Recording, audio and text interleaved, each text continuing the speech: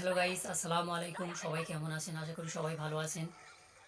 কয়দিন হলো সাইয়ারা মুভি বেরিয়েছে, কিন্তু যারা মুভি দেখতে যাচ্ছে দেখছি প্রত্যেকজন কান্না করে হল থেকে বেরিয়ে আসছে বা হলের ভিতরে কান্না করছে।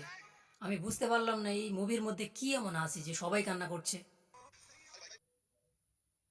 আসুন আমরা প্রথমে কিছু ক্লিপ দেখে আসি, যারা মুভি দেখতে গিয়েছে তাদের রিয়াকশানটা কী।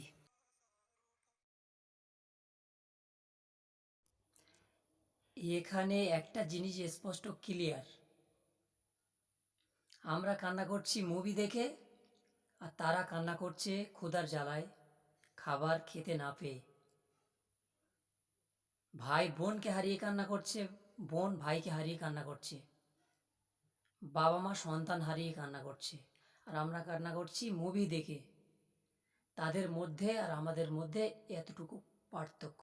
দেখেন ভাই, কাউকে ছোট করার জন্য কথাটা বলি নাই, জাস্ট কথাটা এই জন্য বলেছি কারণ রিয়েল ঘটনাগুলো দেখে আমাদের চোখ থেকে পানি আসে না। নাটক, সিনেমা, গল্প দেখলেই আমাদের চোখ থেকে পানি আসে। যেমন এই কয়দিন আগে আমাদের ইন্ডিয়াতে যে প্লেন দুর্ঘটনা ঘটল, কিছুদিন পরে বাংলাদেশেও ঘটল। এই জিনিসগুলো থেকে আমরা কি শিখতে পারি? ভাবার আছে।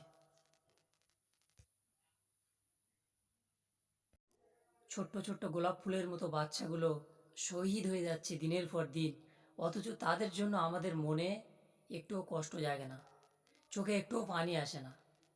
অথচ আমাদের মুভি দেখে চোখ থেকে পানি চলে আসছে। তাহলে বুঝতে হবে আমাদের ইমান আকিদা কতটা দুর্বল হয়ে পড়েছে। ভাবতে হবে, এটা ভাবার বিষয় আছে।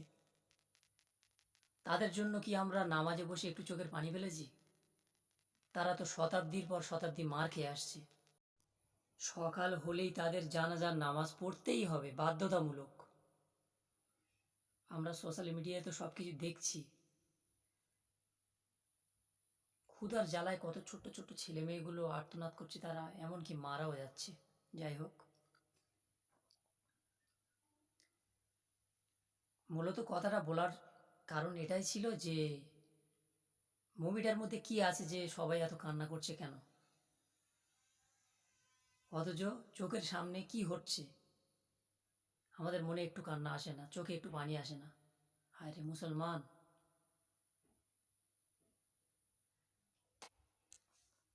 যাই হোক, সবাই ভালো থাকবেন,